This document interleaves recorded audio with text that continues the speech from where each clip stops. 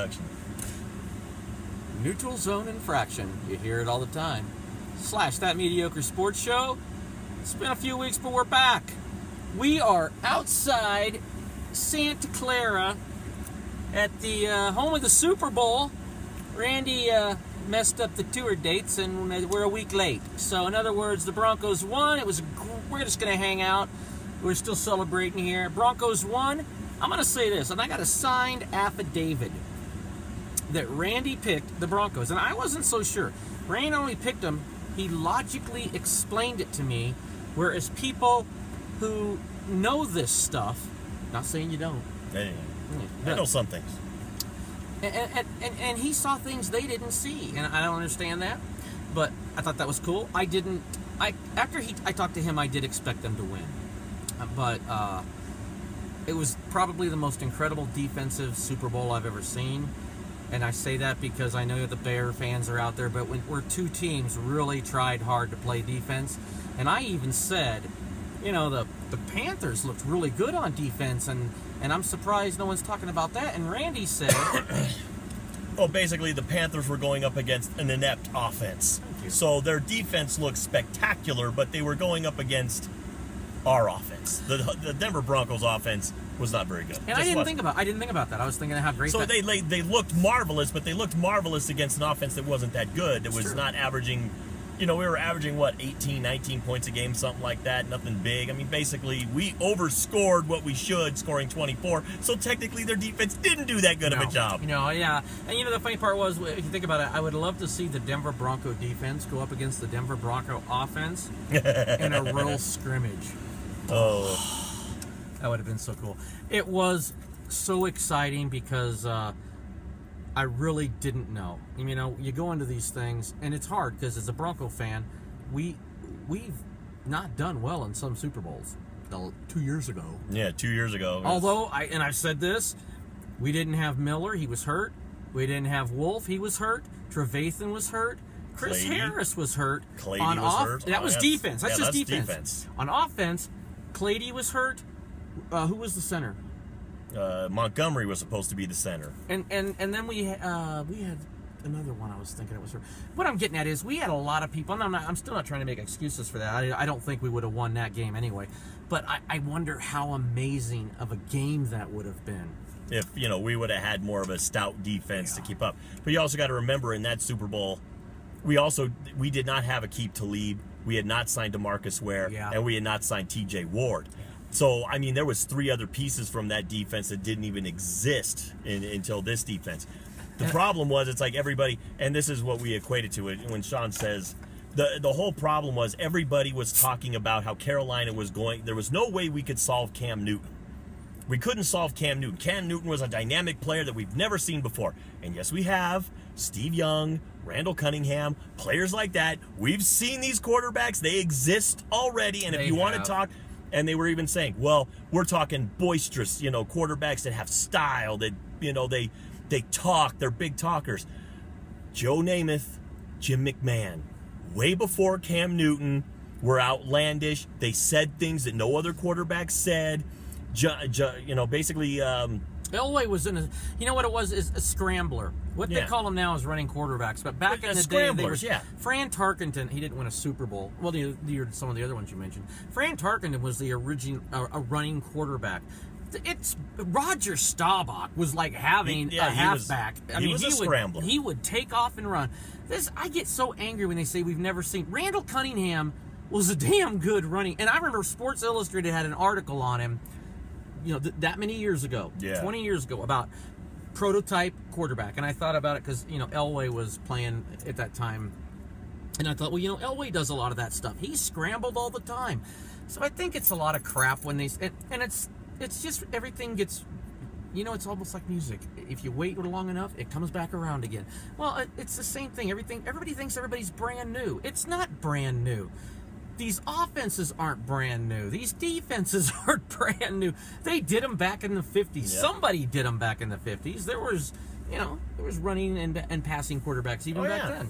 But that's just it. It's like this Super Bowl was the exact opposite for Denver. last time they said Seattle's defense can't stop the number one offense of all time. You'll never be able to solve Peyton Manning in that offense. That offense is the number one. He had thrown for 55 touchdowns. We had the highest scoring team in NFL history. There's no way, and it's like all the rules were set up for the offenses to excel over because all the defenses, the rules were being made so that they can't excel. So everybody was saying Denver will kill the Seahawks. Well, that's exactly what was happening this time. It's like they were saying there's no way Denver can solve Cam Newton. There's no way the Broncos are going to be able to beat the number one offense with the number one defense, just like it was said 2 years ago. True. But I don't think people thought, I think people thought our defense, it's almost the way people thought about it back in the 80s and 90s when the NFC won all those Super Bowls. I kind of wonder if they were thinking our defense was soft, like from the days gone past. You know, you're doing an... Well, I don't... If they were thinking that we were a bend, don't break defense, like the two Super Bowl defenses that we won with originally, they were bend, don't break defenses. Glenn Robinson took a lot of chances. Yeah. And when they got down inside the red zone, that defense got tough. But they would give up a lot of yards in between the 20s. Yeah, but when they got down into the red zone, all of a sudden those defenses were real tough to score on. It was a bend don't break defense. We'll give you up to the 20s and we'll give you field goals, but once you get inside that 20, you're not going to get in that end zone. And I don't think ours were bend. I don't think. No, it's like no. I think if people thought that our defense was a bend don't break defense, they were way wrong because that was an aggressive, hard hitting. But they obviously didn't give our. I heard maybe it was Jaworski or somebody, and I don't remember if it was him or not. You know, thought it'd be 31-13. Jaworski thought it'd be 35-10. Oh, was it? He thought it'd be 35-10. He goes, "Oh, I never usually give a score. I don't know why that jumped in my head." Steve Young, same way. He thought we'd be 31-10. He thought that we wouldn't have a chance. Well, that's what I'm getting. What are they? They thought we were soft. But the thing, because they thought that Cam Newton couldn't be solved, and the defense that the Panthers had was ranked number 6 or number 4. They were a top ranked defense. They didn't play anybody till the playoffs, and then they did. But they did play well in the playoffs in the first halves of each of those games. Yeah. Second halves, they didn't look so good. That's a good point. But because they got big leads on both teams, and then they would let them kind of get a little bit of those points back and whatnot. So they kind of eased up a little bit, so that you could see the mentality was they took their foot off the throttle, so they didn't have a super intense, But the thing is, the whole thing we see it. Number one, it's like these defenses can't beat these number one offenses. Well, guess what? Now we're sitting there just stop saying it. There is no offense that the number one defense can't basically stop. Defenses, for some reason, do have the advantage in these kinds of games. You can go back to I remember when the Redskins, they won. I want to say they won the Super Bowl with Theismann, and the next year they played the Raiders, and so they were going back to back, and I believe they were favored, and they had the number one offense that year. Yeah. And that year, the Redskins thumped them. What was it, 39-9 or some crazy number like that? So even going back that far, all the AFC ever had in the 80s was offense. Yeah. I mean, if you think about it, our defenses, we'd say, God, we got a good... I remember the year we played the 49ers, and Wade Phillips was the defensive coordinator when we played the 49ers in, I think it was 1990. And we got throttled. It was 55-10. I turned the VCR off to record at halftime when it was 27-3, and thinking, "Oh my God!" And it didn't get better in the second half. It got no better. And our defense, and we had Steve Atwater. It was his first year, I think. We had Mecklenburg. We had. Did we have Simon Fletcher still? I think we had Simon Fletcher, and I believe we had Rulon Jones. Did we have, or was it Townsend? It doesn't matter. Middle, we ran that 3-4, if I'm not mistaken. Yeah, it was a 3-4 defense still. But the guy we had in the middle, and I liked Cragen, but he was 270 pounds. Way too small to be a nose tackle. So he's not a space eater. No. He's not he doesn't eat blocks up. He just you could block him with one center and he was done. And you know what? Reuben Carter on the defenses, I think with Joe Collier. Joe Collier ran some great defenses. In the 1977 game where Denver played, that was a 3-4, I believe, too. But Reuben Carter, that's a different era. The guys weren't quite 300 pounds then. if I recall. No, the offensive linemen they were about 280, 290. So, they were still under 300. You didn't get your 300-pound linemen almost until like the mid to late 80s. You started to get your 300-pound linemen. And it was even, you think about it, Refrigerator Perry was like this anomaly at 300. Oh yeah, at 300. Well, he was not He was tall. an anomaly though. At 350 pounds, he was an anomaly at that time. Nobody. It's like he was almost the biggest guy in the NFL at the time. So what we've learned is it would have been great to see the defense healthy in that Seattle Super Bowl because it would have been a really cool game. But, going back and looking at it was so cool to see, that game was close, yet I wasn't worried. No, it was just one of those things where it's like you were frustrated with the offense, but you knew what the offense was doing. You knew the offense was just running the football to run as much time off the clock as they could, and they knew to just give it back to the defense. So how's this work? How is it the first series, we go down the field, and Peyton's looking pretty good, and the guys are catching, we get down the field, and then we obviously settle for a field goal. We seem to not be able to find the end zone unless you give us 4 tries at 2 yards, and then we can do a pretty good job. Because that seems like what that was. But how in the hell did we not still keep up that? They made the adjustments on defense. They saw what we were doing.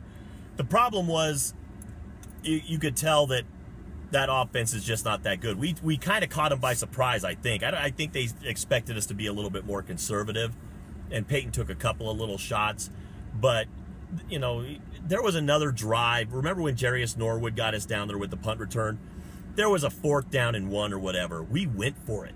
Oh, I remember that. They had the guts to go for it. We went for it. We made it. Vasquez was holding. But we made the 4th and 1. We would have had another 4 downs inside the 5. So I would have loved to have seen what we would have done with that drive because Norwood got us down there. But it's just like, you said.